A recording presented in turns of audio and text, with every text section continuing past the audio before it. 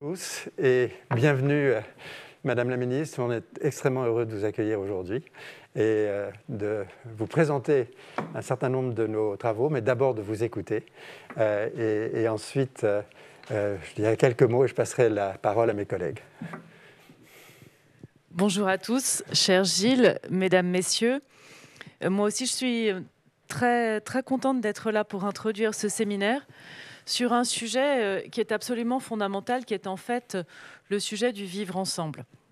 Le vivre ensemble, c'est comment la population, chacun trouve sa place, que ce soit dans les grandes villes, dans les périphéries, dans les métropoles, dans les zones plus rurales, et comment est-ce qu'on arrive à maintenir une forme de mixité sociale partout sur le territoire qui permet de ne pas se résigner à ce qu'il y ait de l'entre-soi dans les classes les plus favorisées et des ghettos pour des populations les plus en difficulté qu'on relègue toujours le plus loin aux marges des villes et des métropoles.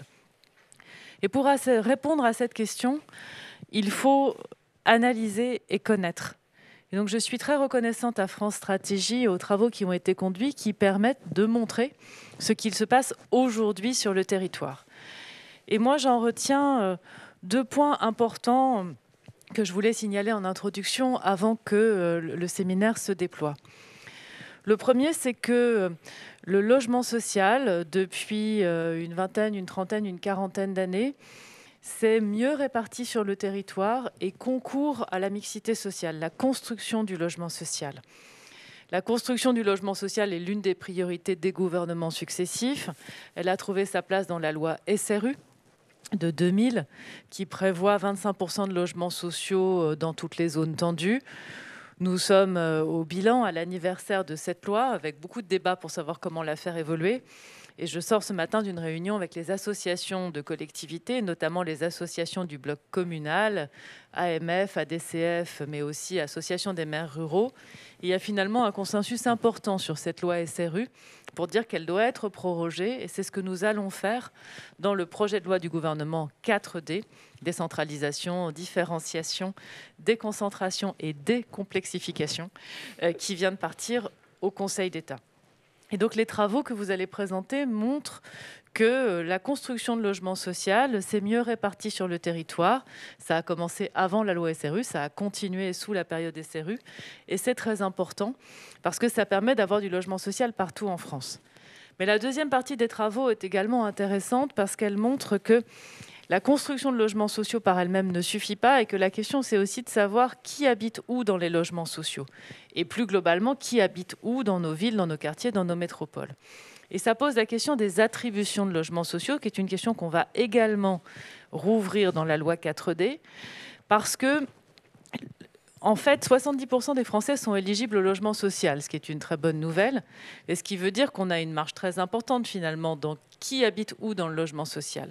Et donc, les conditions d'attribution, la manière dont on imagine ou dont on pilote ce qu'on appelle en général politique de peuplement, ce n'est pas un très joli mot, mais c'est un mot qui pose la question de savoir comment est-ce qu'on construit l'habitat en réalité dans les différents quartiers de notre pays, a autant d'importance que la construction elle-même de logements sociaux. Et donc, pour en prendre conscience, pour qu'ensuite les maires qui veulent agir, les intercommunalités qui sont prêtes à y travailler, notamment suivant la loi Égalité Citoyenneté 2017 qui prévoit des objectifs en la matière, encore faut-il avoir une vision claire de ce qu'on appelle la ségrégation ou la diversification de la population. Et c'est là que les travaux de France Stratégie, qui ont été conduits il y a quelques mois et qui, pour moi, sont indispensables comme outil de politique publique, prennent toute leur place. Vous allez présenter un indice de ségrégation, vous allez présenter le résultat de cette analyse. Je crois qu'il faut que ce soit très largement partagé avec les collectivités locales, les maires et les présidents et présidentes d'intercommunalités. C'est sur cette base-là, après, qu'on peut construire une vraie politique de l'habitat au sens très large et que les politiques publiques du logement, des transports, d'aménagement du territoire peuvent se mettre en mouvement si l'on partage le constat et si l'on partage l'objectif. Et donc, merci à France Stratégie d'objectiver ce constat et merci à France Stratégie de le partager ce matin avec vous tous. Merci beaucoup, Madame la Ministre. Ce que vous dites nous va droit au cœur parce que c'est vraiment pour ce genre de choses qu'on travaille, avec l'espoir de fabriquer des instruments et de produire des résultats qui sont utiles à l'exécutif, à un membre du gouvernement, à une administration centrale, et on est vraiment au cœur de notre vocation. Le point de départ pour nous, il est assez simple, c'est que la population des agglomérations, des grandes agglomérations, elle est très diverse. Il y a des métiers différents, il y a des revenus différents, des origines migratoires qui sont différentes.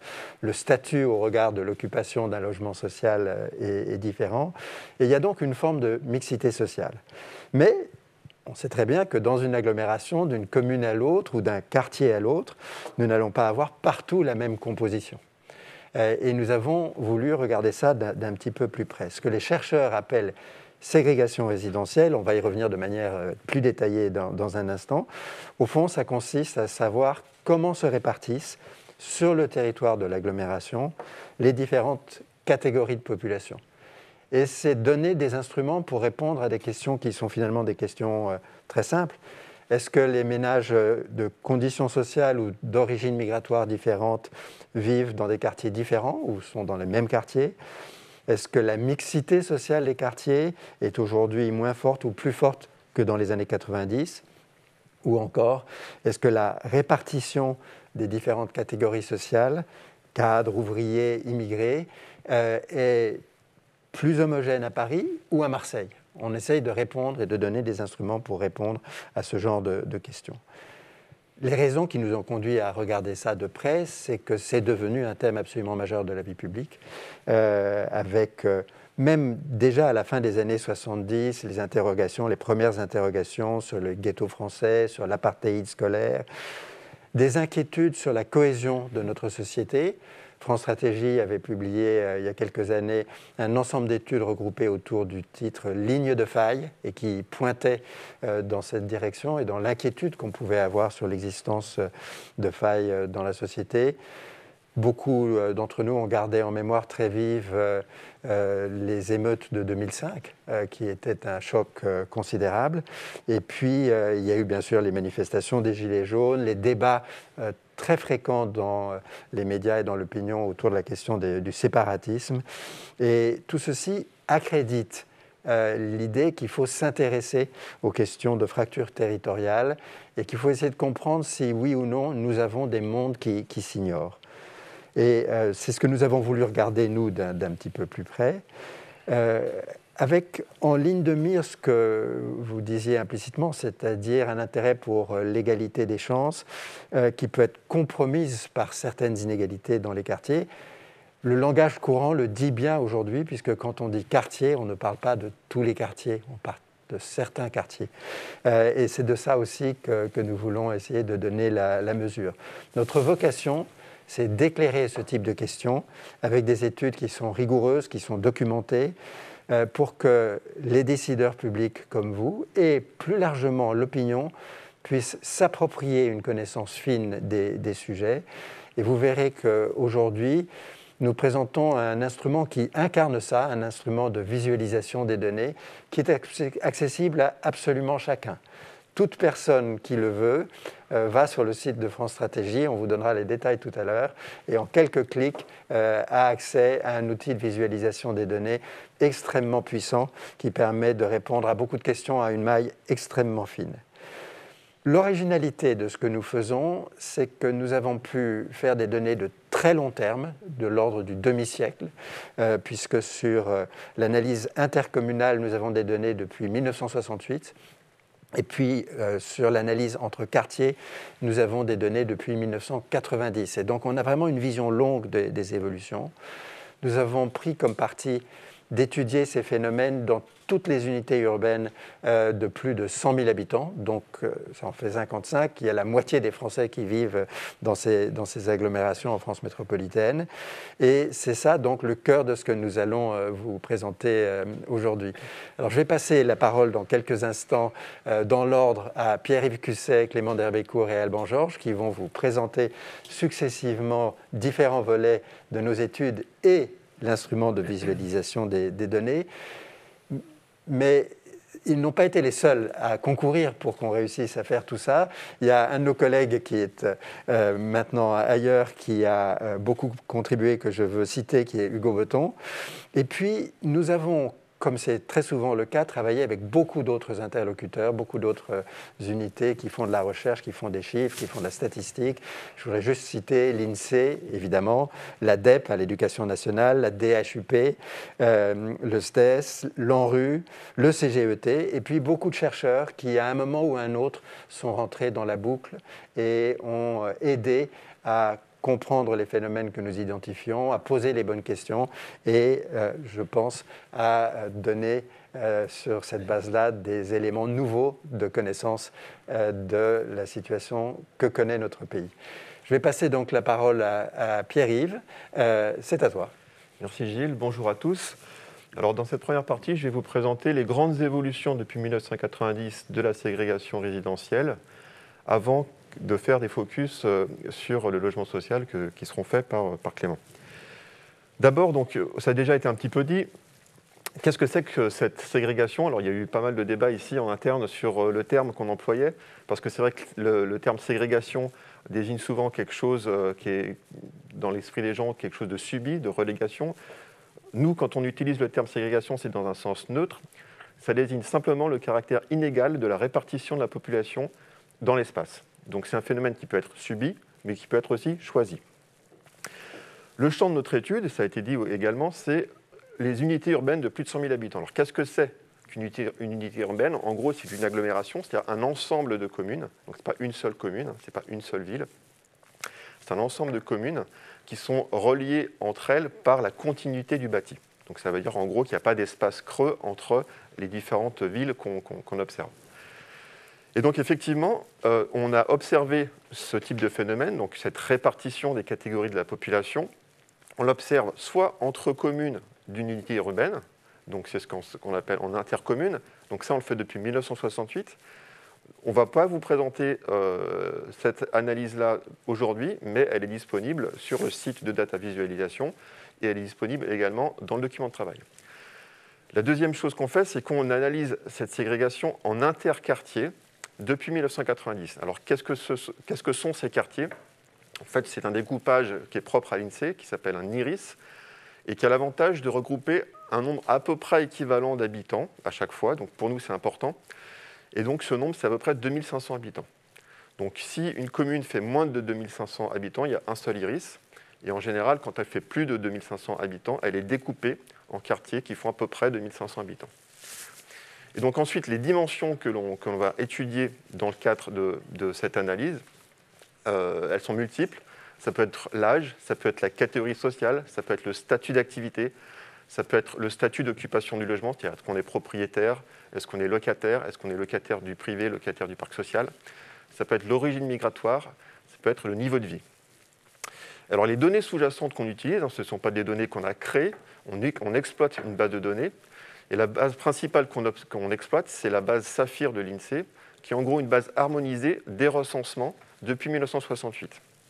Et puis pour les aspects niveau de vie, on utilise d'autres sources qui sont des données fiscales localisées fournies par l'INSEE et la DGFiP, qui sont les bases Fideli et Philosophie. Et donc sur un intervalle, par contre, sur un champ, sur une fenêtre d'observation plus courte, 2012-2019. Alors, ce premier graphique vous donne un petit peu la synthèse de ce qu'on va dire sur ces évolutions. Alors, comment il se lit? Vous avez des courbes qui représentent chacune une catégorie de population, et le niveau de cette courbe présente l'indice de ségrégation. Alors, comment ça se lit?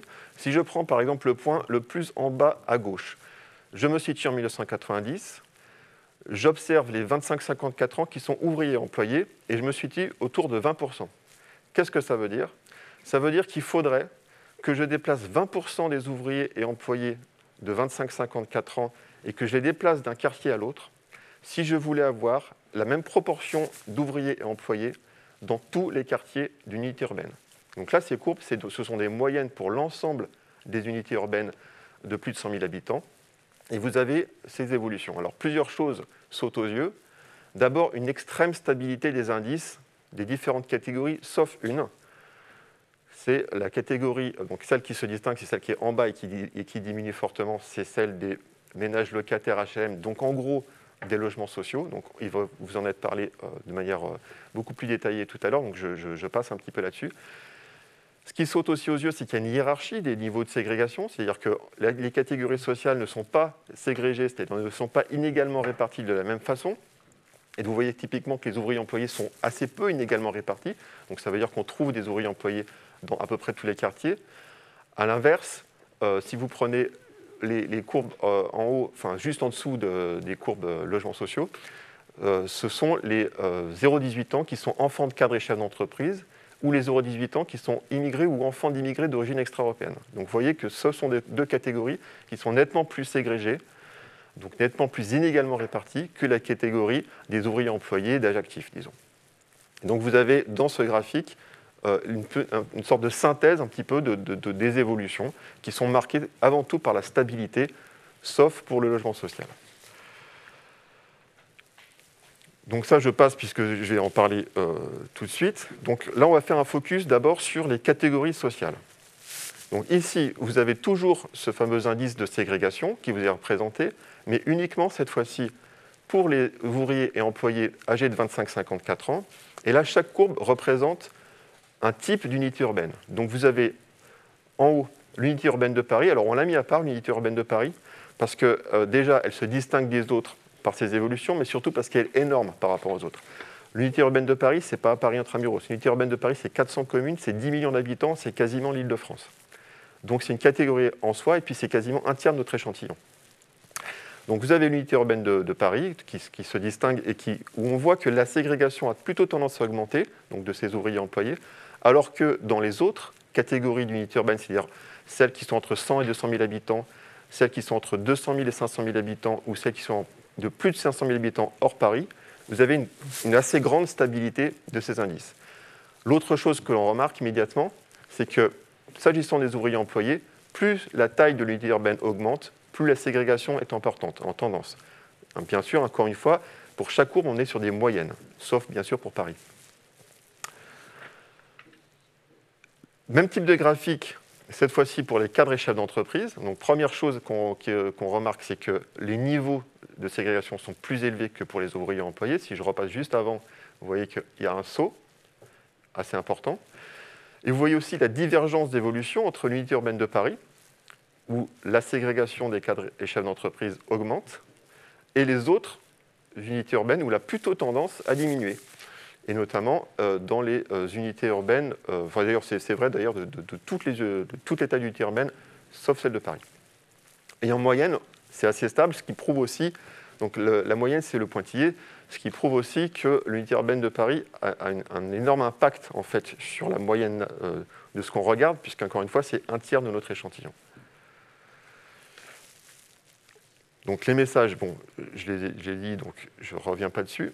Alors, c'est ce type de graphique qu'on appelle un graphique radar et que les gens qui avaient l'habitude de compulser les petits fascicules de la FNAC doivent se souvenir comment ça se lit. Alors, vous avez donc chaque trait qui part du centre représente une unité urbaine et vous avez en rouge l'indice de ségrégation des cadres et chefs d'entreprise, et en bleu, l'indice de ségrégation des ouvriers employés. Et ensuite, en trait plein, vous avez la valeur pour 2015, et en pointillé, la valeur pour 1990.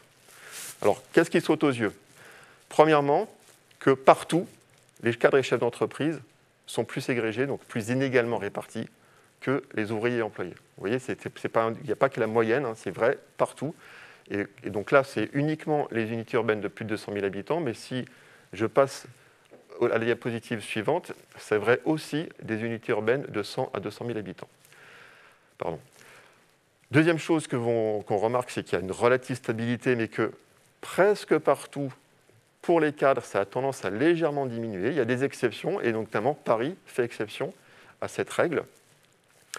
Et puis aussi, évidemment, ce qui est intéressant, c'est que les niveaux de ségrégation, les niveaux de l'indice de ségrégation diffèrent d'une unité urbaine à l'autre. Si je prends par exemple les ouvriers employés, alors je ne sais pas si on va voir ma souris, non pas forcément.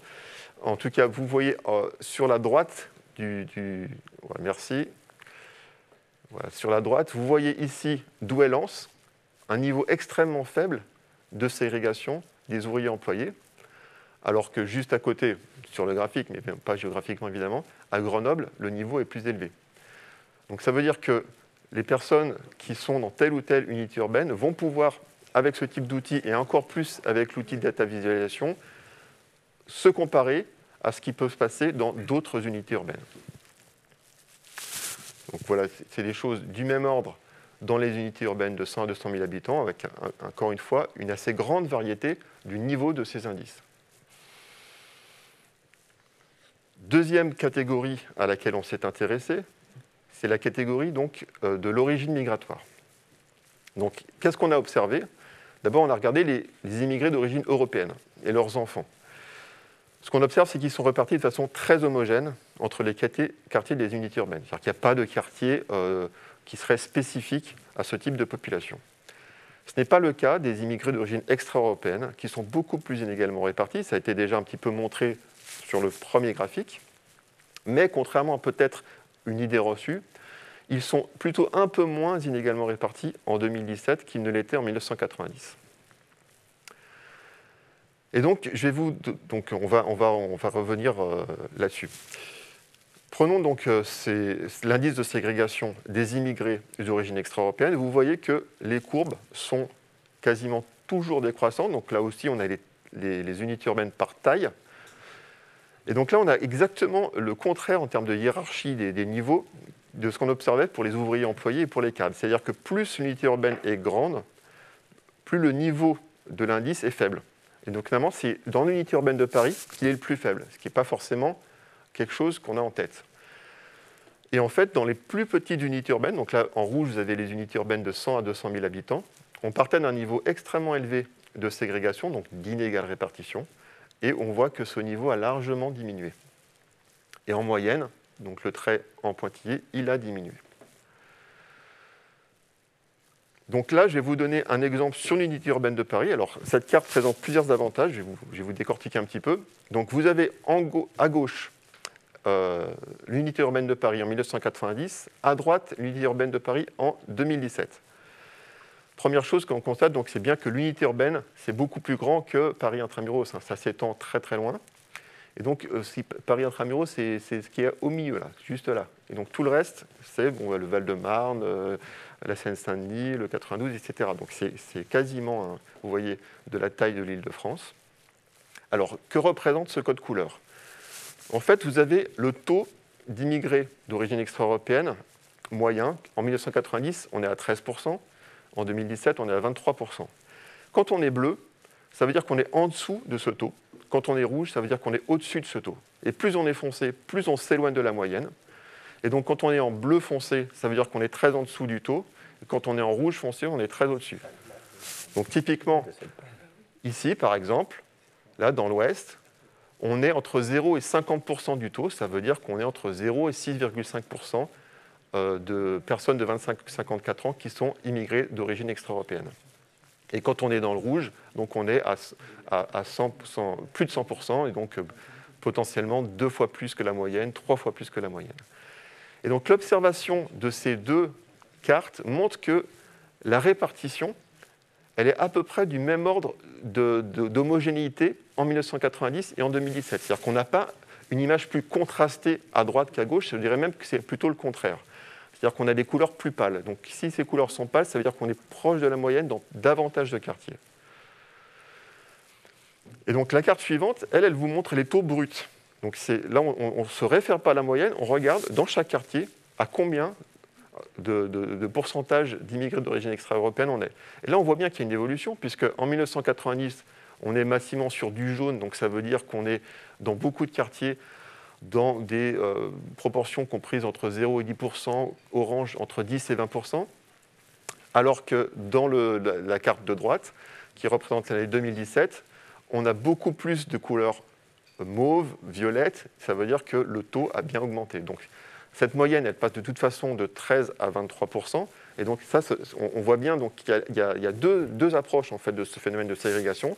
C'est-à-dire qu'en termes de répartition, à l'échelle de l'unité urbaine de Paris, ce n'est pas plus inégalement réparti.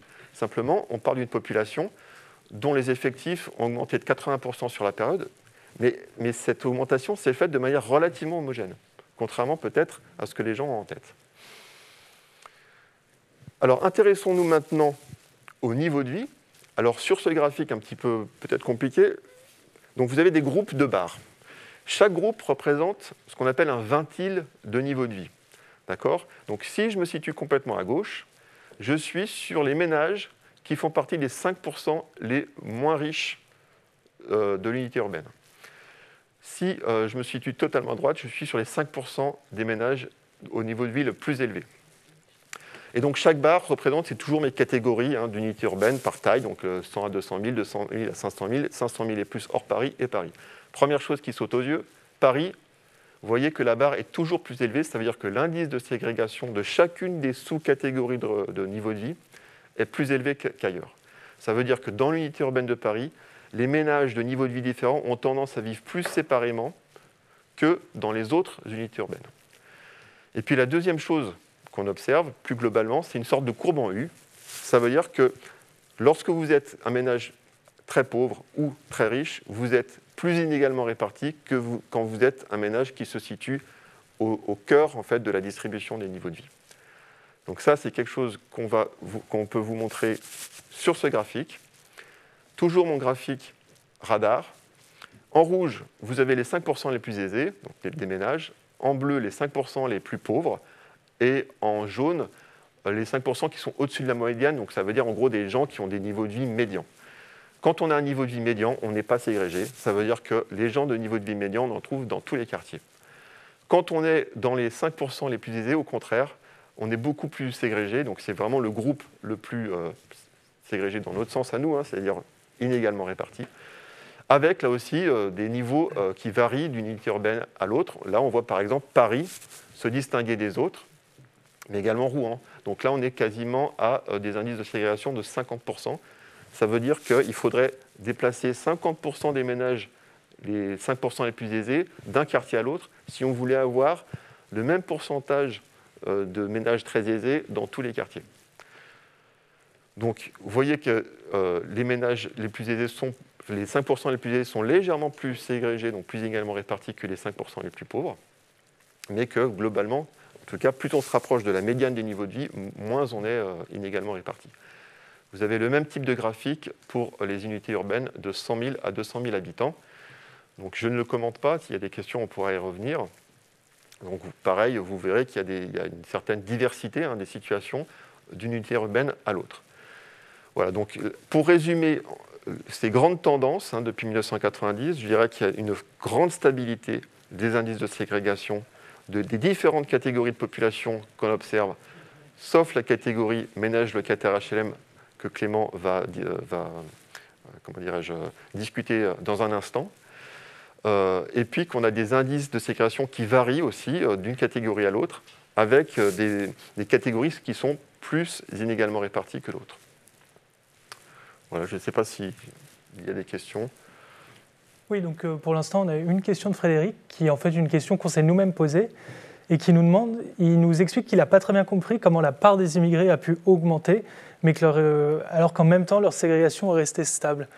Et il se demande si ce n'est pas un peu contre-intuitif, et aimerait savoir si tu pourrais réexpliquer. Alors c'est un peu contre-intuitif, parce qu'encore une fois, on peut regarder deux choses différentes. Soit on regarde un quartier, et on regarde le taux d'immigrés d'origine extra-européenne dans ce quartier, et on le voit augmenter, et quand on le voit augmenter, on peut se dire, ça veut dire qu'en fait, on entend ce discours, ils ont été parqués, ou au contraire, ils ne veulent pas se mélanger avec les autres. En fait, ce qu'on montre, c'est que ce n'est pas le cas. C'est-à-dire qu'en fait, il y a bien une diffusion, il n'y a pas une volonté de ces populations de rester entre elles, ni une volonté des pouvoirs publics de les parquer à un endroit. Simplement, effectivement, il y a des quartiers qui sont des points d'entrée, des populations nouvellement arrivées, pour diverses raisons, notamment, bien sûr, le coût du logement. Mais ensuite, il y a un phénomène bien de diffusion des populations. Par exemple, l'école de Chicago, l'école de sociologues de Chicago avait étudié ça dans les années 1920 aux États-Unis. C'était vraiment quelque chose quasiment de manuels de sociologie. Donc c'est vraiment un phénomène extrêmement connu, hein, de ce phénomène de diffusion des nouveaux arrivés dans un pays, dans une ville, etc.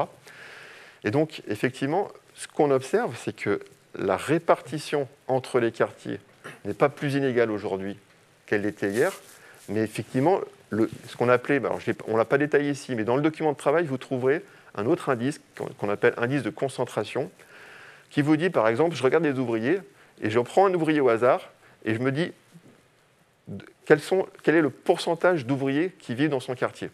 Si par exemple ce taux est de 40%, ça veut dire que si je prends un ouvrier au hasard, il vit dans un quartier où 40% des habitants sont aussi ouvriers. Donc cet indice de concentration, on n'en a pas parlé ici, mais en tout cas c'est totalement compatible le fait qu'on ait une ségrégation au sens d'inégale répartition qui ne change pas, et le fait qu'on ait une population qui augmente. Peut-être pour compléter, une autre manière de voir les choses, c'est de dire que l'augmentation de la part des immigrés extra-européens dans la population française, elle s'est répartie de manière à peu près homogène dans tous les quartiers. C'est-à-dire qu'on avait déjà une situation d'inégale répartition en 1990, et les nouveaux arrivants ou l'augmentation de la population des immigrés extra-européens, en fait, elle s'est faite de manière à peu près équivalente dans tous ces quartiers-là, si bien que les écarts de taux d'immigrés extra-européens entre quartiers sont à peu près les mêmes aujourd'hui qu'il y a 25 ans. Et ils sont même en légère baisse, d'ailleurs. Mais du coup, je trouve que c'est très important de partager ces données. Là, on est sur une question très sensible qui est l'accueil des immigrés extra-européens. Parce que finalement, la première question que ça pose, c'est la question de ce que vous appelez la concentration. C'est-à-dire, on voit que sur longue période, il y a 2 fois plus d'immigrés extra-européens en région parisienne qu'avant. Et donc, ça pose la question de jusqu'à quel niveau il est possible d'insérer, à quel moment ça devient une difficulté de politique publique pour les élus, et est-ce qu'un écart de concentration, quand il est entre 10% et 20%, enfin 13% et 25% en 90, c'est-à-dire en moyenne c'est 13%, et puis quand il y a plus de ségrégation à un endroit plutôt qu'à un autre, on est plutôt à 25% en moyenne. Est-ce que c'est la même chose que quand la base est à 25% et l'écart passe de 25 à 50 ? C'est-à-dire, dit autrement, est-ce que c'est neutre pour une commune d'être entre 13 et 25 ou entre 25 et 50 ?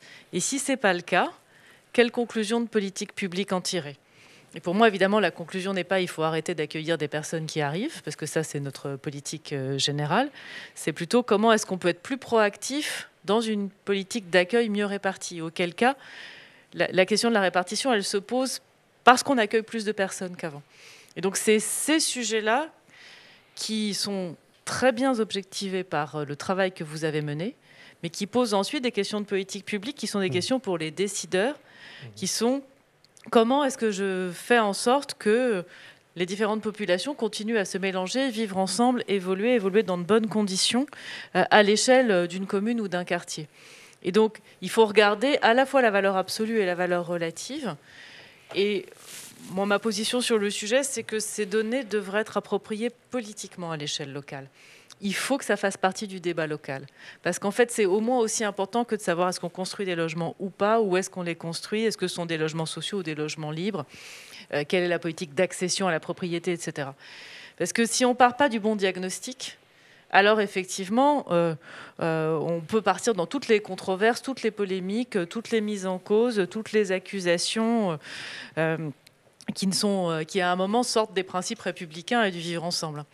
Et donc c'est à partir des données qu'il faut raisonner, et je trouve que l'intérêt de ce travail, c'est de nous fournir un cadre finalement très complet d'analyse et de compréhension qui permet d'éviter les a priori, y compris sur la ségrégation des populations plus modestes et des populations les plus riches. Parce que ce qui est aussi très intéressant dans vos graphiques, c'est que les populations qui sont les plus ségrégées sont en fait les plus riches, en particulier en région parisienne.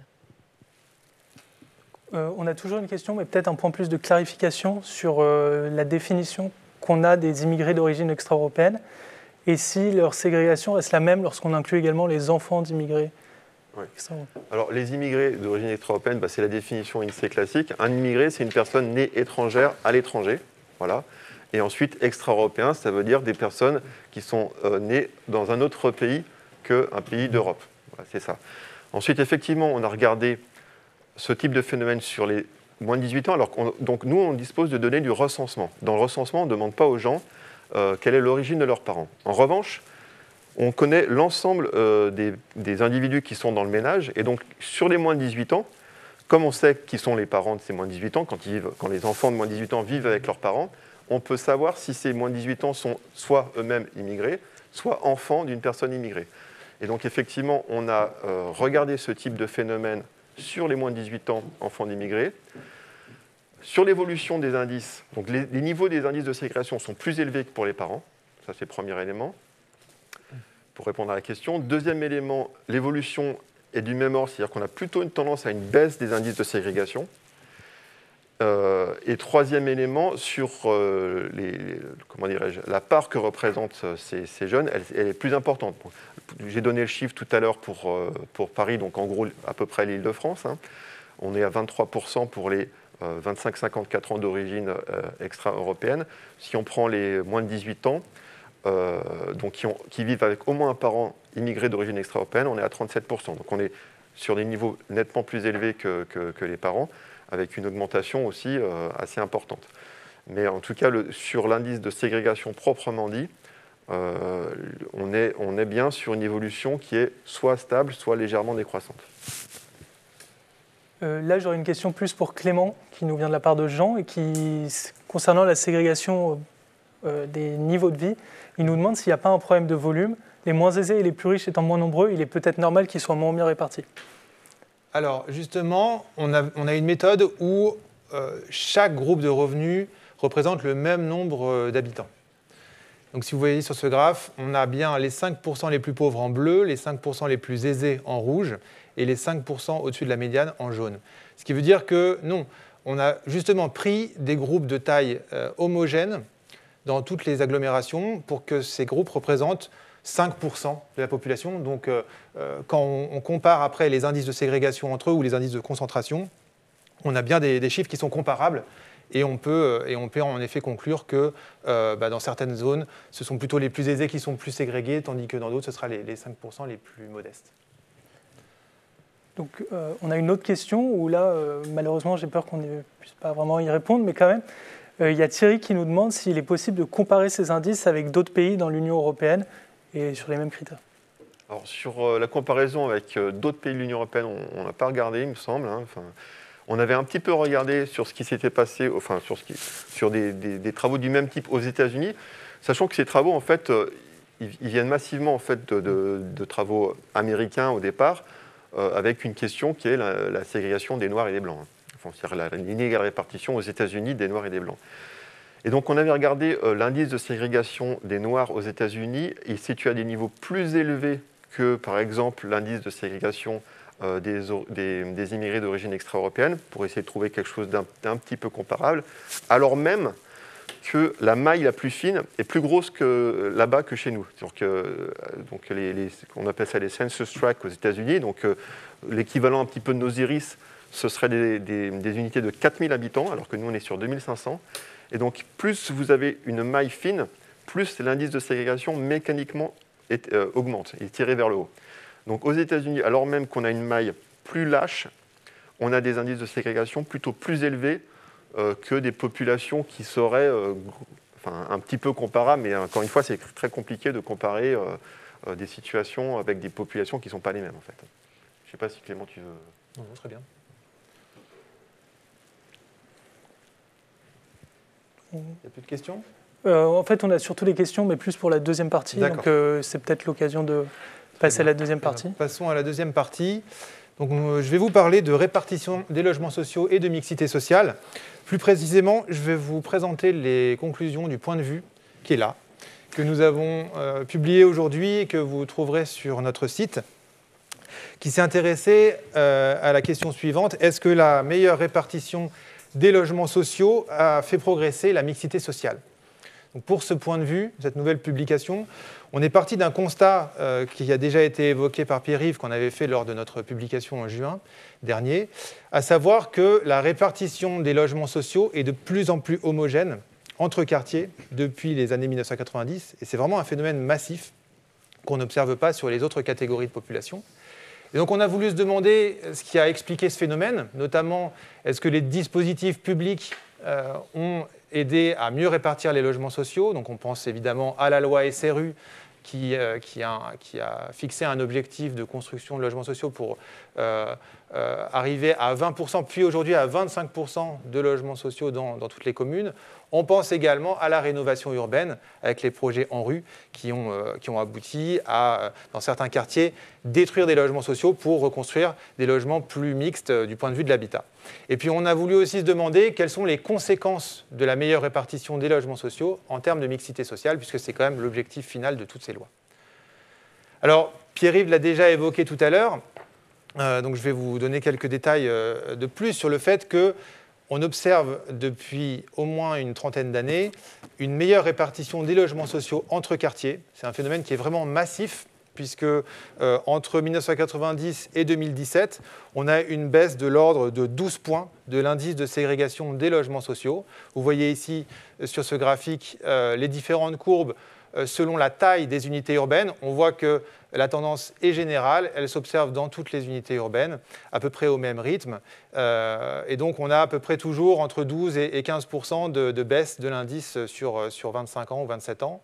On partait de niveaux très très élevés. En 1990, on avait des indices de ségrégation de l'ordre de 60%.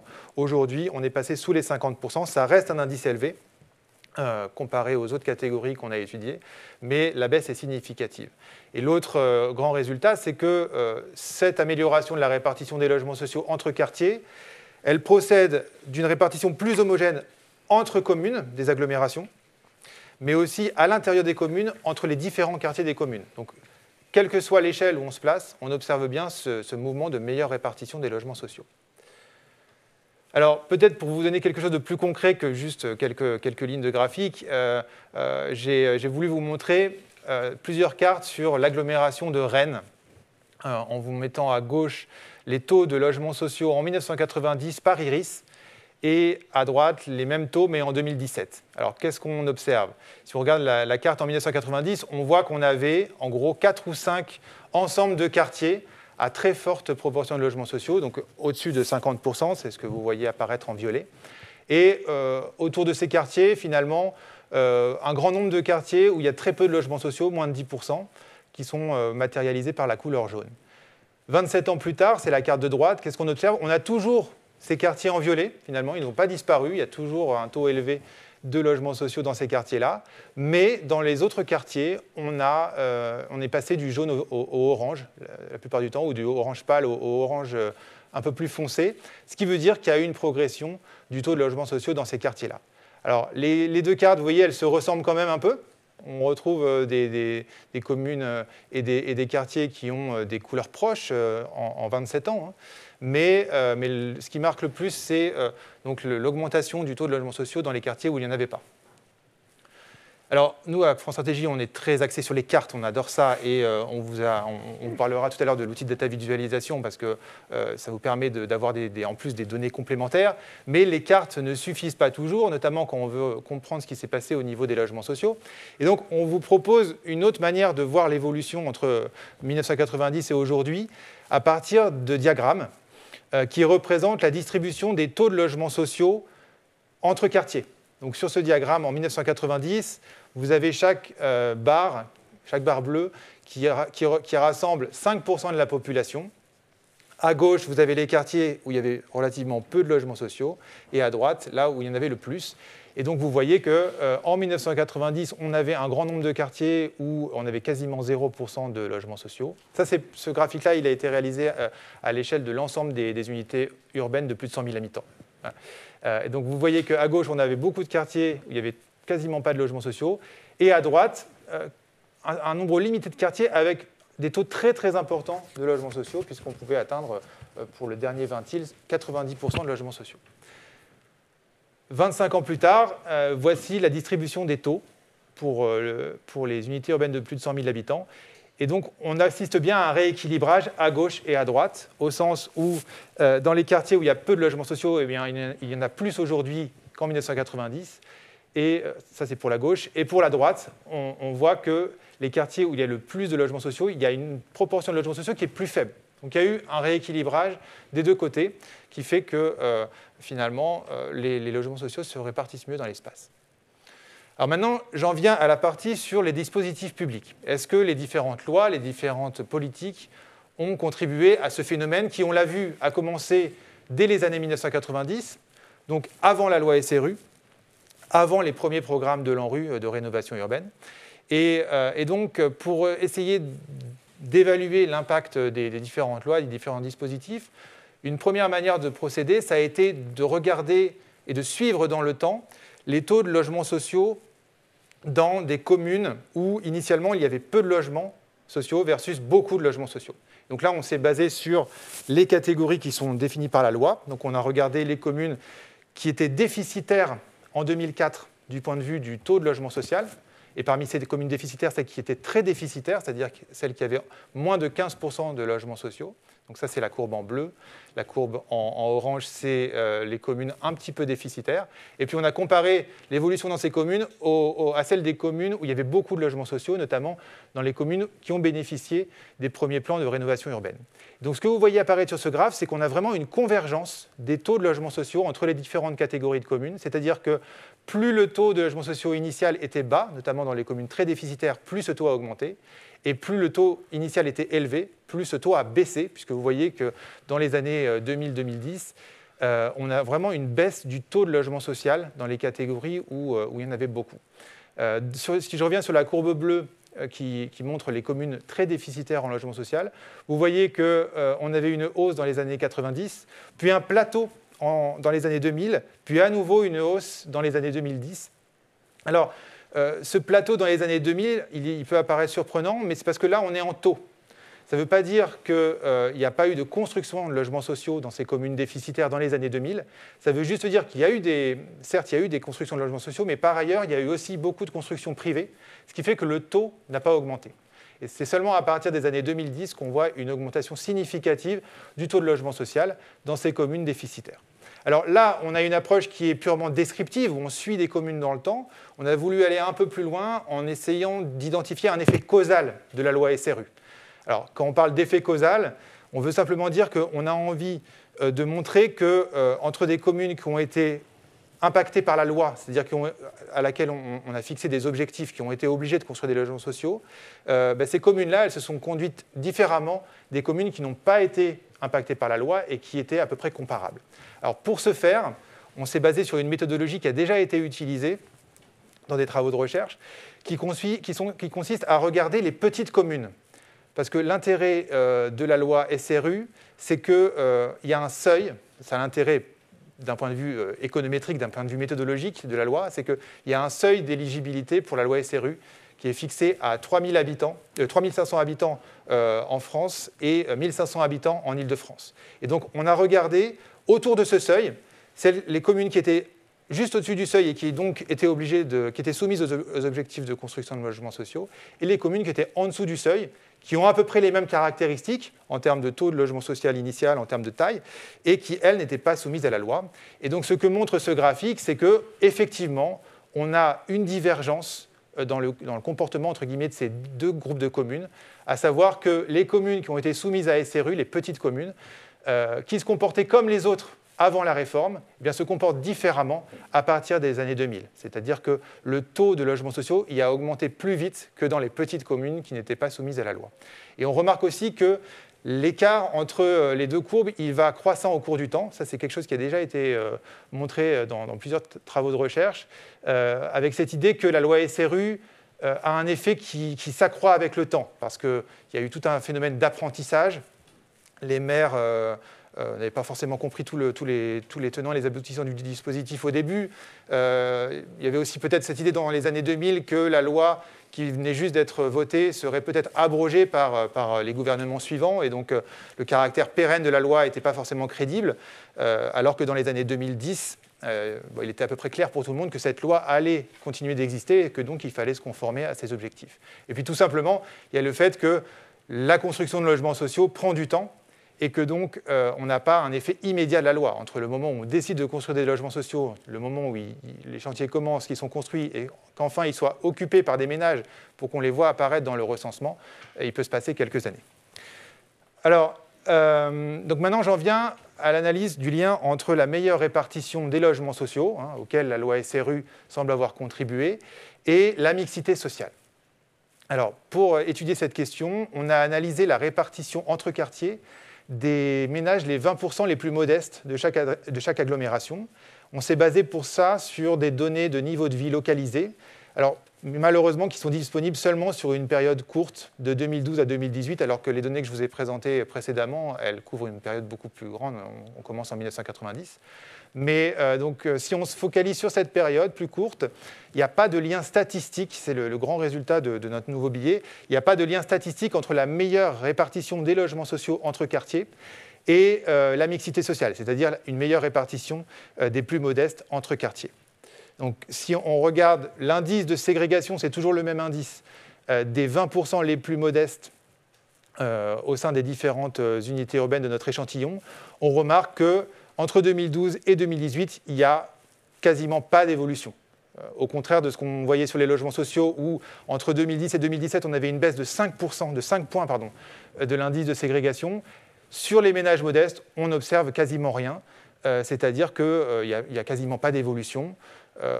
Qu'on soit à l'échelle de l'unité urbaine, qu'on regarde les communes déficitaires, qu'on regarde les QPV, quelle que soit l'échelle qu'on a observée, finalement, le grand constat, c'est celui d'une stabilité. Alors maintenant, on a voulu aller un petit peu plus loin en regardant unité urbaine par unité urbaine. On s'est demandé, est-ce que quand même, dans les unités urbaines où la ségrégation des logements sociaux elle avait le plus baissé, est-ce qu'on n'avait pas quand même un effet positif sur la répartition des ménages modestes? Et donc, la réponse à cette question, elle se trouve sur ce graphe qui est un petit peu compliqué, où en abscisse, donc sur l'axe horizontal, vous avez l'évolution de l'indice de ségrégation des logements sociaux. Donc, plus vous êtes à gauche, plus les logements sociaux, enfin mieux, plus l'indice de ségrégation des logements sociaux a baissé. Et plus vous êtes en bas sur l'axe horizontal, donc là on est sur l'évolution de l'indice de ségrégation des ménages modestes, plus vous êtes en bas, plus l'indice de ségrégation des ménages modestes a baissé. Donc s'il y avait un lien fort entre l'évolution sur les logements sociaux et les ménages modestes, les points bleus devraient se situer quelque part sur une courbe qui irait, voilà, là, oula, je reviens, sur une diagonale, je ne sais pas si j'arrive à... Non, la souris ne fonctionne pas très bien, mais voilà, à peu près dans cette zone-là, c'est-à-dire la zone... voilà, on aurait beaucoup de points en bas à gauche et beaucoup de points en haut à droite. Or, ce n'est pas le cas. Vous voyez que la plupart des points sont à gauche, c'est-à-dire que l'indice de ségrégation des logements sociaux a baissé fortement, mais par contre, on a beaucoup de communes, on a beaucoup d'unités urbaines qui sont en haut. C'est-à-dire que l'indice de ségrégation des ménages modestes n'a pas baissé, voire il a augmenté. Et même dans les unités urbaines où l'indice de ségrégation a le plus baissé, donc c'est le cas de Perpignan, Troyes, La Rochelle et Rennes, finalement, l'indice de ségrégation des ménages modestes a relativement peu évolué sur la période qu'on a observée. Alors, faute d'avoir des données d'une ampleur vraiment très importante dans le temps et faute d'avoir des données vraiment précises sur à la fois les types de logements et les revenus, on n'a pas d'explication générale qui nous permettrait de dire qu'est-ce qui explique qu'une meilleure répartition des logements sociaux ne contribue pas à la mixité sociale, mais on avance quand même quelques pistes d'explication. Alors la première piste, c'est peut-être que certes, les logements sociaux se sont mieux répartis, mais dans le parc privé, il y a pu avoir une augmentation de la répartition inégale des ménages modestes entre quartiers. C'est-à-dire que dans le parc privé, les plus modestes ont pu être exclus de certains quartiers. Alors, le problème avec cette première piste d'explication, c'est que si elle était vraie, on devrait observer une hausse de la ségrégation des plus modestes dans les plus grandes agglomérations, celles où les prix de l'immobilier ont le plus augmenté, celles où il est le plus difficile de se loger. Or, ce n'est pas ce qu'on constate, donc il faudra d'autres données et des données plus riches pour vraiment vérifier cette hypothèse-là. La deuxième piste d'explication, c'est que certes, les nouveaux logements sociaux sont construits dans des quartiers où il y en avait peu auparavant, mais néanmoins, ce sont des quartiers où il y a, dans certains cas, un nombre important de ménages modestes déjà. Donc si vous construisez des logements sociaux là où il y a déjà des ménages modestes et que vous mettez dans ces logements-là des ménages modestes, mais vous n'améliorez pas sensiblement la répartition des plus modestes dans l'espace. La troisième explication, c'est que les logements sociaux qui sont construits dans des quartiers aisés, ils accueillent relativement moins d'individus à revenus modestes que ceux qui sont construits dans les quartiers pauvres. C'est quelque chose qu'on montre très bien dans le billet à partir de nouvelles données. Et cette troisième piste d'explication, en fait, elle est liée à notre quatrième piste d'explication, qui est que les nouveaux logements sociaux sont attribués à des ménages qui habitent déjà le quartier ou à proximité. Donc, c'est-à-dire que ce que nos données nous disent, c'est que lorsque de nouveaux logements sociaux sont construits, ces nouvelles constructions aboutissent à reloger des individus qui sont déjà dans le quartier. Donc si vous êtes dans un quartier riche, ils seront un petit peu plus riches que si vous construisez dans un quartier pauvre. Et que du coup, finalement, il y a assez peu d'effets sur la mixité sociale, puisqu'il y a assez peu de changements et de circulation entre quartiers, et donc et peu d'effets sur la composition.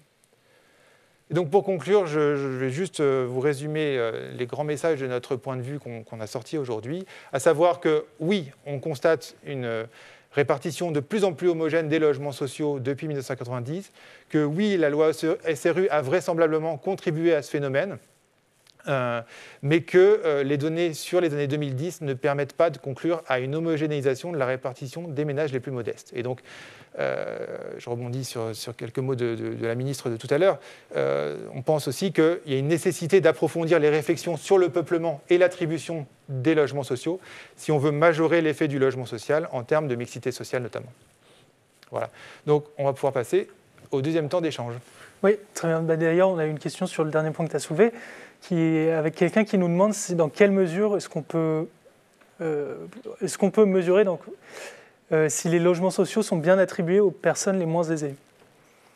Alors, c'est une question intéressante. Il y a beaucoup de travaux qui ont montré que sur le long terme, il y a de plus en plus de ménages modestes dans les logements sociaux. Historiquement, les logements sociaux étaient plutôt destinés à la classe moyenne en emploi, et de plus en plus, on a une composition qui va vers plus de ménages modestes. Je crois que le chiffre de la Cour des comptes, c'était que les 25% les plus modestes représentaient 50% des résidents dans le logement social en France aujourd'hui. Par contre, ça ne veut pas dire que le logement social aboutit toujours comment dire, ça ne veut pas dire que lorsqu'on construit un logement social dans n'importe quel quartier, la proportion de ménages modestes qui vont occuper ce logement social va être homogène. Pas du tout. C'est justement ce qu'on observe. C'est l'inverse, c'est que la composition du logement social, elle est très dépendante de l'environnement dans lequel a été construit le logement social. Donc il ne faut pas seulement avoir une approche macro où on aurait une évolution sur l'ensemble du stock, il faut aller regarder finement qui occupe les logements, dans quel quartier, et là on se rend compte que ce n'est pas du tout homogène en fait.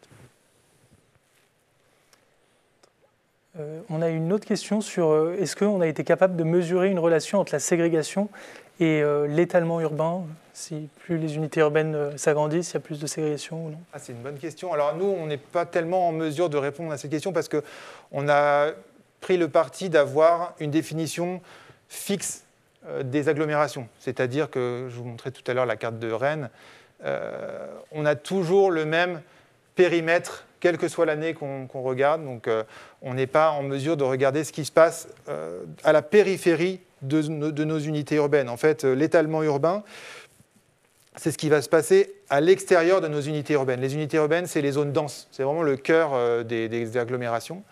Et donc, on n'est pas tellement en mesure de répondre à cette question. Mais par contre, ce qu'on peut dire, c'est qu'il est évident que les évolutions démographiques, notamment les évolutions des populations des différentes communes à l'intérieur des unités urbaines ou des agglomérations, elle a un impact sur la ségrégation. Tout à l'heure, Pierre-Yves nous a parlé de la ségrégation des cadres. Si vous prenez l'exemple de La Rochelle, vous voyez que l'indice de ségrégation des cadres a baissé très très fortement entre 1990 et 2015, et c'est lié à un phénomène de croissance de la proche banlieue de La Rochelle, où des nouveaux lotissements ont été construits, où il y a eu une croissance des quartiers avec beaucoup de cadres. Et ça a contribué à répartir de façon plus homogène les cadres dans cette agglomération. Donc oui, l'évolution de la taille, de la croissance démographique de certaines communes va aussi avoir un impact sur nos indices de ségrégation. Je reçois plein de questions.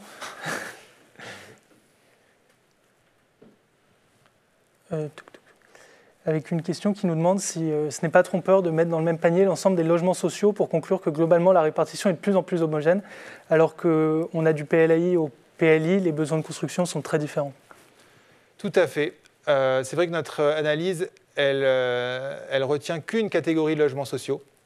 Et que, elle met ensemble toutes les catégories de logements sociaux. Voilà, elle met ensemble toutes les catégories, que ce soit le logement très social, le logement intermédiaire social, etc.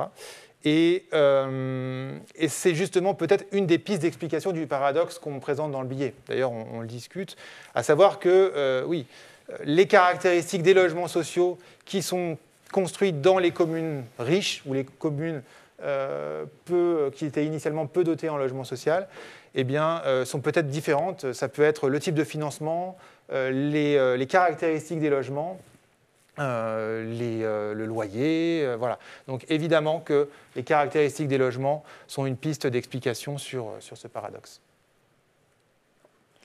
On a une autre question qui est si effectivement les plus aisés, on voit que c'est les plus aisés qui sont ségrégés dans notre étude, est-ce qu'il ne vaudrait pas mieux limiter la construction de privés en parallèle des politiques de construction de logement social ? Je ne vois pas le rapport avec le logement privé. Mais j'imagine comme les personnes les plus... Enfin, ok, les personnes les plus aisées, a priori, vivent dans du logement privé, mais de très nombreux ménages pauvres vivent aussi dans du logement privé. Et même les plus pauvres vivent peut-être dans du logement privé. Donc, je ne vois pas comment on pourrait limiter... quel serait l'impact de la limitation du logement privé sur la ségrégation des ménages les plus aisés. Enfin, je ne sais pas ce que tu... Non, je comprends que on n'a pas. Enfin, la question c'est peut-être qu'on n'a pas de politique publique en France qui vise le marché privé.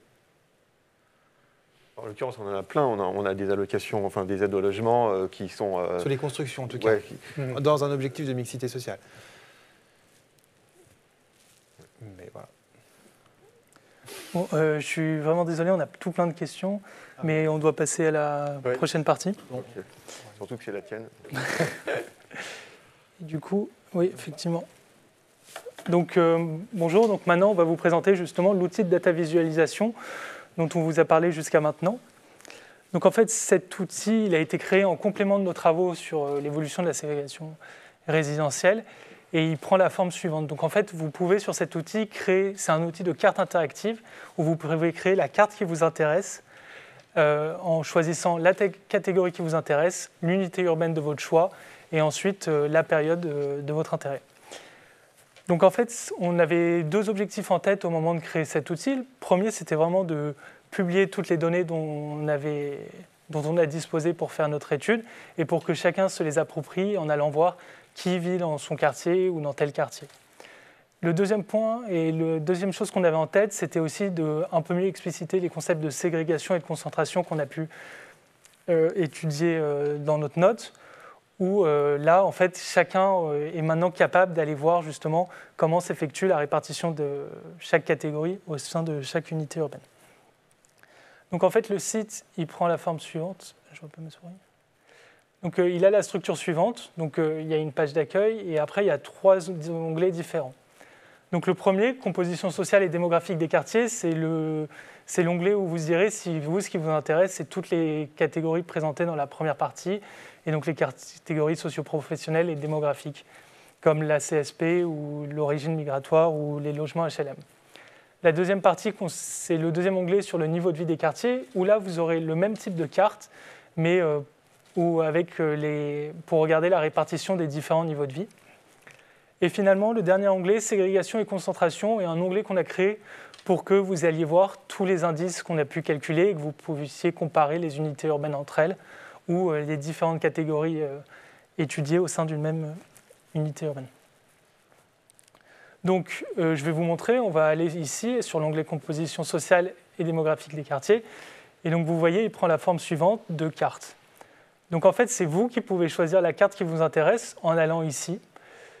Donc, vous choisissez l'année qui vous intéresse. Donc, nous, on va se mettre en 2017, l'année la plus récente.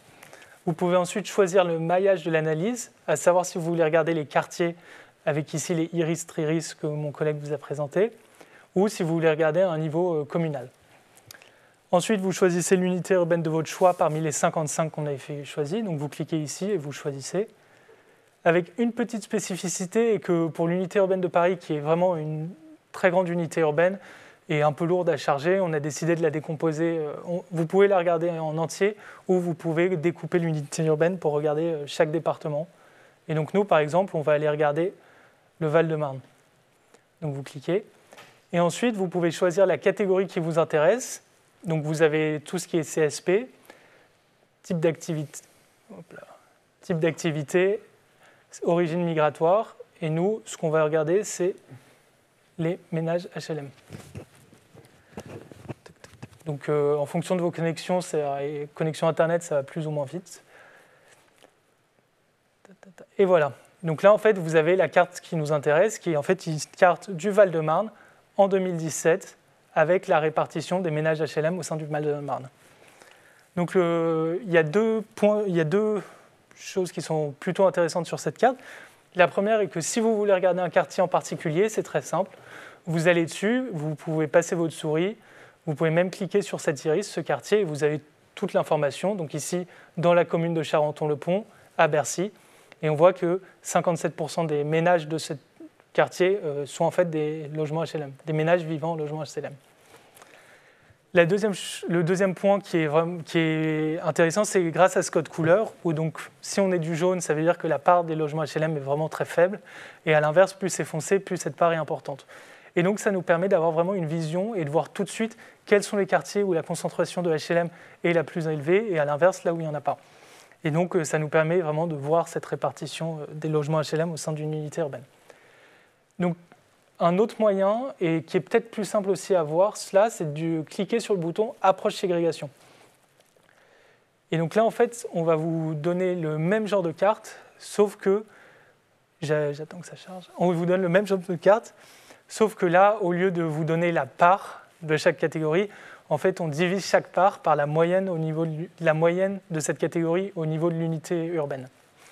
Donc en fait, on a des indices qui pourraient s'appeler de sur- ou sous-représentation. Et donc, quand cet indice est inférieur à 1, ça veut dire que la part de logements HLM dans ce quartier est plus faible et inférieure à la part de logements HLM en moyenne dans toute l'unité urbaine. Et à l'inverse, plus cette valeur est élevée, plus la part est importante. Donc ici, par exemple, on a une part supérieure à 3, ce qui veut dire qu'il y a 3 fois plus de HLM dans ce quartier qu'en moyenne dans l'unité urbaine. Je précise juste un point là-dessus, c'est que la moyenne, c'est bien celle de l'unité urbaine et pas de ce qui est affiché là sur Val-de-Marne. Donc, ce n'est pas la moyenne du Val-de-Marne, c'est la moyenne de l'unité urbaine de Paris.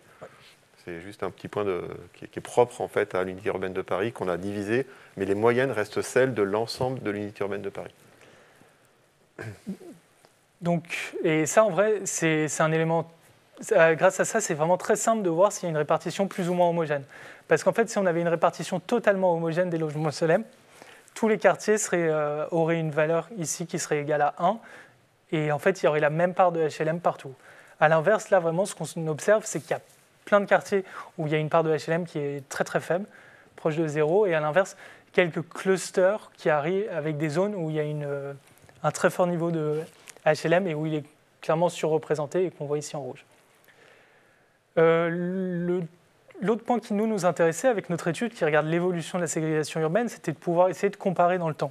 Et donc c'est une possibilité qu'on offre à chacun, qui est d'aller sur ces onglets pour pouvoir comparer les unités urbaines entre elles. Donc il y a la comparaison temporelle, où là vous pouvez comparer la même unité urbaine, la même catégorie, mais à 2 dates différentes. La comparaison spatiale, où là vous pouvez comparer 2 unités urbaines entre elles.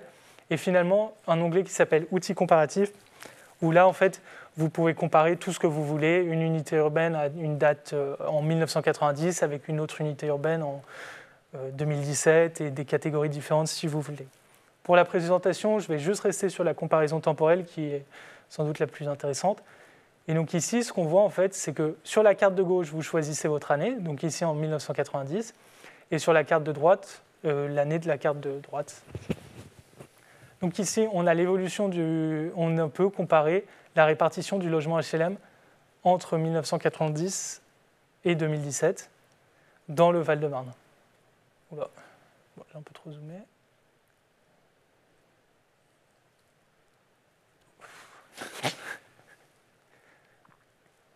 Bon, ce qu'on observe, c'est qu'en fait, si vous pouvez évidemment regarder chez vous une autre unité urbaine, mais nous, ce qu'on observe, c'est que même si la part en moyenne dans l'unité urbaine de Paris, et donc pas au Val-de-Marne, a un petit peu augmenté entre les deux dates, finalement, la répartition dans le Val-de-Marne est restée vraiment très stable dans le temps et ça n'a pas énormément bougé. Donc en fait, là où il y avait déjà du logement social en 1990, c'est là où il y en a encore aujourd'hui. Et il y a peu de quartiers où il n'y en avait pas beaucoup et où ça a beaucoup évolué. Après, évidemment, si vous voulez regarder, vous pouvez cliquer sur approche concentration pour retrouver les chiffres bruts, mais où là, vous allez avoir des cartes à peu près similaires normalement. Donc, je vous montre.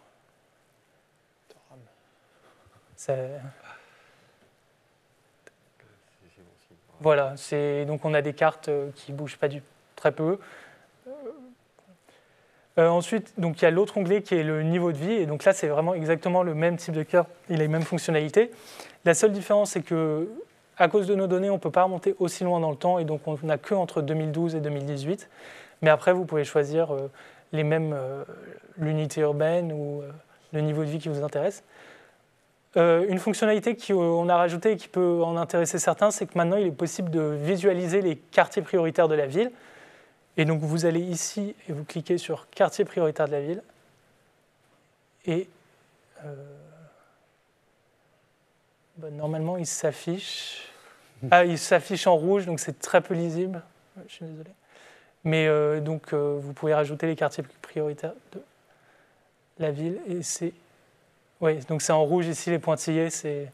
Mais donc, grâce à ça, vous pouvez vraiment voir les iris au sein d'un quartier prioritaire de la ville.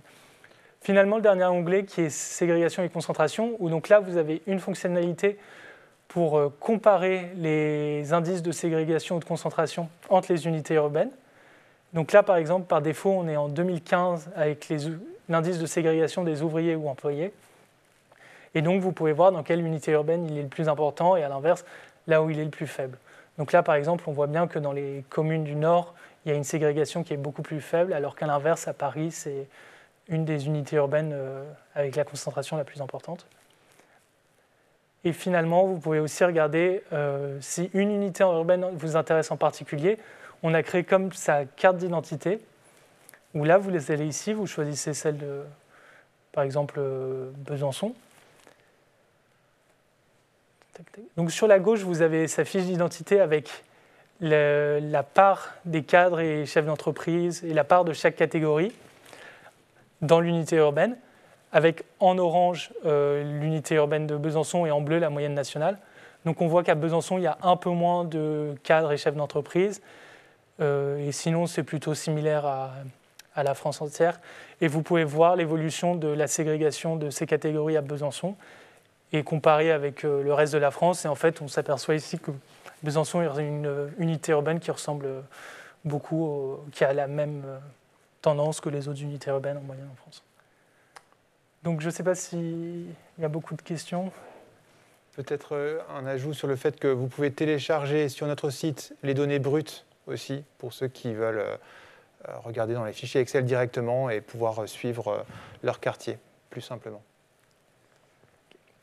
On a une première question sur notre PowerPoint est très synthétique et clair. Est-ce qu'on a prévu de le mettre en ligne et de le diffuser aux participants ? Oui. Ensuite, on nous demande pourquoi on a décidé de choisir seulement les unités urbaines de plus de 100 000 habitants. Pourquoi ce seuil Alors, on s'est posé la question en fait et on s'est dit que dans les unités urbaines plus petites, il y avait moins de chances que les problèmes de ségrégation, de concentration, donc qu'on a évoqués en introduction de ce séminaire, se posent. Moins de chances, ça ne veut pas dire qu'il n'y a aucune chance, hein, évidemment. Et donc, on s'est donné ce seuil. Bon, déjà, 55 unités urbaines à regarder, c'est déjà un sacré travail. On aurait pu aller en dessous, mais bon, on s'est donné déjà ce seuil-là, ce qui nous permet d'avoir déjà la moitié de la France métropolitaine dans notre champ de vision. Mais bon, c'est sûr qu'ensuite, on pourrait hypothétiquement aller regarder d'autres unités urbaines. Alors, à ceci près que il y a un travail important. Plus on remonte dans le temps, plus c'est compliqué de reconstituer les iris. Donc, pour 1990, on a fait tout un travail de bénédictin pour aller repérer, avec les données qu'on avait sur plusieurs recensements, de repérer quel était l'îlot de recensement qui correspondait à tel iris. Ça a été un travail très, très lourd. Ce qu'il faut expliquer, c'est que les frontières de ces iris ont pu changer au cours du temps et que les iris eux-mêmes ont été construits à partir d'une autre entité qui s'appelait les îlots à l'époque. Et donc, effectivement, il y a eu tout un travail déjà pour avoir des iris homogènes au cours du temps, c'est-à-dire avec des frontières qui ne changent pas, sachant qu'une commune peut être divisée au cours du temps en plus d'iris, alors qu'elle ne l'était pas avant, que la frontière peut changer, qu'il peut y avoir des fusions d'iris. Donc tout ça, on l'a regardé. Enfin, c'est notamment Hugo qui n'est pas là aujourd'hui, mais qui a fait ce travail énorme pour repérer tous ces changements et après reclasser ces iris de manière à avoir quelque chose d'homogène au cours du temps. Et c'est pour ça qu'on ne remonte pas avant 1990, parce que déjà pour remonter jusqu'à 1990, c'était un énorme travail. Donc, question très rapide, mais quelqu'un nous demande où est-ce qu'on trouve l'outil de DataVis sur notre site. Et en fait, effectivement, vous pouvez aller sur la page de France Stratégie et la page là où se trouve notre note d'analyse, avec le lien. Normalement, avec un moteur de recherche, vous faites France Stratégie, Data Visualisation, Ségrégation, et vous tombez dessus assez facilement. Attends, mais normalement, dans le PowerPoint qu'on va vous mettre en ligne, vous aurez l'adresse. L'adresse apparaît là, justement. Là. Ensuite, on a une question par rapport à la meilleure répartition des logements sociaux. Comment différencier ce qui relève de la destruction de logements sociaux et ce qui relève d'une meilleure répartition territoriale? Est-ce qu'on en est capable? Dans nos données, c'est compliqué parce qu'on n'observe que des photographies dans le temps. On sait si le nombre de logements sociaux dans un quartier a augmenté, baissé. Donc on a un solde, en quelque sorte, mais on est absolument incapable de dire si ça procède d'une destruction plus d'une reconstruction ou juste d'un ajout de logements adjacents. Ça, c'est compliqué. En théorie, on pourrait le faire parce que les données du recensement et de Fideli donnent des informations sur la date de construction des logements, mais on ne s'est pas lancé dans cette entreprise pour l'instant, en tout cas. Ensuite, on a une question, donc, plus moi, de Vincent, qui habite à Aix-en-Provence et qui aimerait voir l'évolution des HLM sur les 10 dernières années. Donc effectivement, vous pouvez aller sur le site, mais je peux vous le montrer ici pour le démo. Donc ici, vous cliquez, vous choisissez l'unité de Marseille, Aix-en-Provence. Vous mettez, oui, effectivement, c'est la comparaison temporelle. Oula, ça va être un peu long vu la taille de l'unité urbaine, mais effectivement, c'est tout à fait possible de voir comment ça a évolué, et c'est même peut-être plus... Tu peux peut-être même le présenter à la commune après pour qu'on se rende compte. Oui. Attends, laisse charger pour l'instant. Suspense. Voilà. Bon. Donc ici à Aix-en-Provence, on peut zoomer.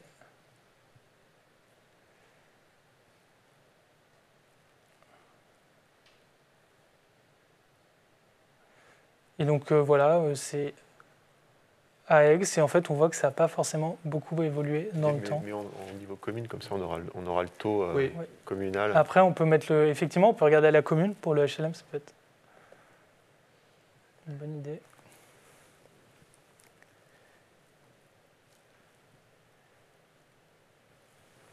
En attendant, on a une autre question qui nous demande si on a pu analyser l'évolution de la mixité sociale en fonction du prix du mètre carré dans des quartiers. Et si on compte... On ne l'a pas fait, c'est quelque chose qu'on a en tête, qu'effectivement il peut y avoir un impact de la hausse des prix de l'immobilier sur les niveaux de ségrégation. On a notamment pensé ça sur Paris Intramuros, où effectivement il y a des hausses très importantes du prix du mètre carré.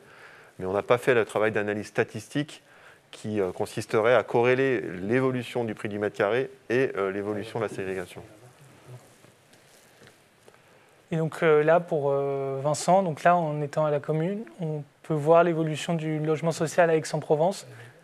18% en 90. Qui passe de 18% et 15% en 2017. En 2017. Donc ça a plutôt diminué, ce qui ne veut pas dire qu'on a détruit des logements sociaux, mais qui veut probablement dire qu'on a construit plus de logements non locatifs sociaux que de logements sociaux. Ensuite, on a une question qui nous demande quel usage à venir de cet outil de data visualisation, quel est notre partage des diagnostics et est-ce qu'il est prévu un partage avec des responsables territoriaux pour inciter à des politiques de mixité sociale?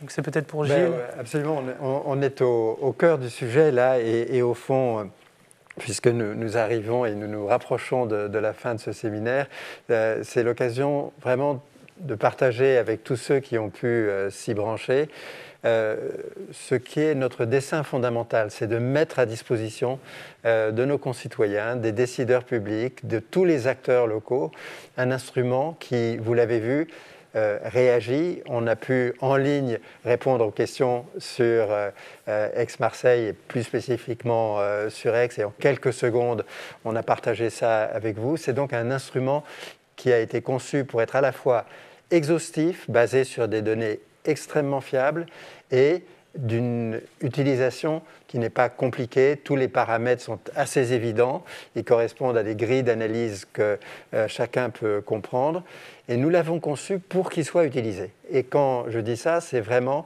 avec l'idée que beaucoup de publics différents peuvent utiliser cet instrument. Alors, il y a des publics qui vont de soi, les municipalités, les offices de HLM, mais il y a aussi des publics pour qui c'est très important, le public des travailleurs sociaux, qui peut mieux connaître les populations de l'endroit, qui peuvent mieux connaître les publics des endroits où ils sont amenés à intervenir. C'est aussi le cas pour les associatifs qui s'intéressent aux questions de pauvreté, c'est le cas pour les associations qui s'occupent d'insertion.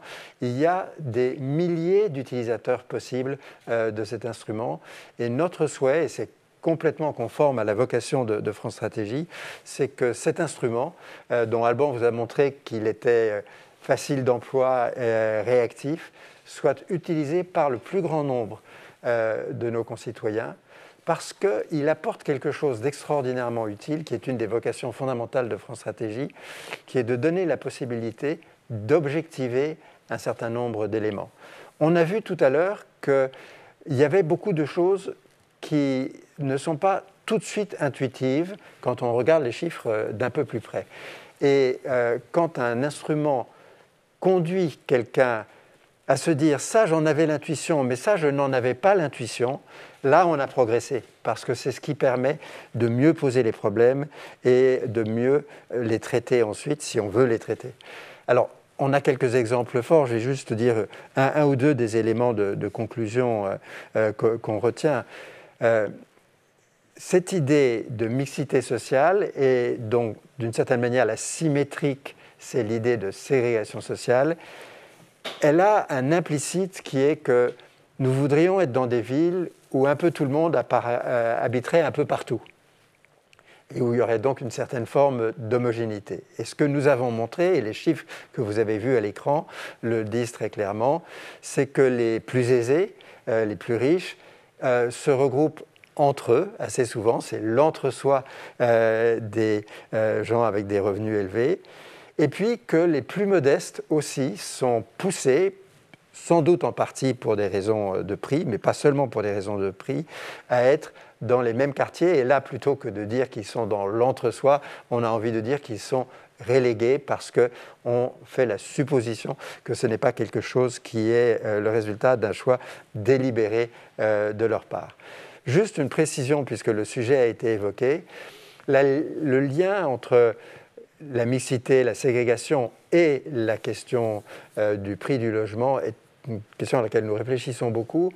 Nous sommes en train de faire un travail de nature un petit peu différente, mais qui répondra en partie à cette question-là, qui est de regarder dans le budget d'un ménage ce que représente le logement selon l'endroit où il habite. Et même plus précisément, nous commençons à nous approcher de l'idée de dire, au fond, si quelqu'un vit dans une surface donnée d'une ville où le logement n'est pas très cher et qu'il a envie de déménager pour aller dans une ville où le logement est plus cher, est-ce qu'il va devoir sacrifier sur les autres postes de son budget ou est-ce qu'il va sacrifier des mètres carrés pour pouvoir faire ça? C'est une question absolument classique que des dizaines de milliers de ménages se posent tout le temps. Et je crois que le jour venu, c'est une étude qui a encore un peu de temps à mûrir avant d'être prête, nous serons capables d'aider à poser ce genre de problème aussi. Sur le logement social, au fond, il y a deux axes très différents. Il y a une chose qui est spectaculaire, et c'est le changement le plus important qu'on a vu sur la période qui a été présentée aujourd'hui, qui a été étudiée aujourd'hui, c'est que oui, il y a une meilleure répartition dans l'espace du logement social, et elle est assez marquée sur une période qui dure maintenant depuis plusieurs décennies. Comme nous essayons toujours de pister les effets de cause, en essayant de démontrer vraiment l'impact d'une législation, nous la formulons de manière prudente. Nous disons donc qu'il est vraisemblable que la loi SRU a contribué à cette meilleure répartition dans l'espace. En revanche, il est très probable pour le coup que pour les communes qui étaient à la frontière de l'application de la loi, ça a joué un rôle puisque nous voyons que celles qui sont au-dessus de la frontière de l'application de la loi ont eu un impact assez marqué avec un logement social qui s'y est développé plus que ça n'était le cas dans celles qui étaient en deçà de cette frontière. Ensuite, nous nous posons toujours la même question sur le logement social. Est-ce que nous voulons qu'il soit à l'image du quartier où il est créé, ou est-ce que nous voulons qu'il bénéficie prioritairement aux plus modestes? Et ce sont des questions sur lesquelles les réponses sont tout sauf simples. Ce sont des grands choix de politique du logement social. Vous vous rappelez qu'il y a eu régulièrement des interrogations sur le fait qu'avec le temps, demeuraient dans du logement social des ménages dont on se disait qu'ils auraient pu aller se loger en dehors du logement social. Et en fait, quand on dit ça, on se dit on doit réserver prioritairement l'accès au logement social aux plus modestes. Et quand on est un peu moins modeste, quand on a mieux gagné sa vie, on peut aller dans un autre logement. Ce type de question est au cœur de toute une série de politiques publiques. L'instrument de visualisation des données et les instruments d'analyse des données que nous avons développés autour de ce projet peuvent aider à mieux formuler les questions sur ce type de sujets et de problèmes. Enfin, et je voudrais vraiment terminer avec ça, on se plaint souvent dans le débat public que les données n'existent pas et qu'on n'a pas la possibilité d'argumenter de manière aussi factuelle que possible dans des débats qui sont souvent des débats très sensibles. Et nous avons évoqué aujourd'hui sur la relégation, sur les quartiers, comme on dit, sur la concentration ou la ségrégation en fonction des origines migratoires, toute une série de sujets qui sont extrêmement sensibles dans le débat public et qui entraînent des controverses qui peuvent être sans fin.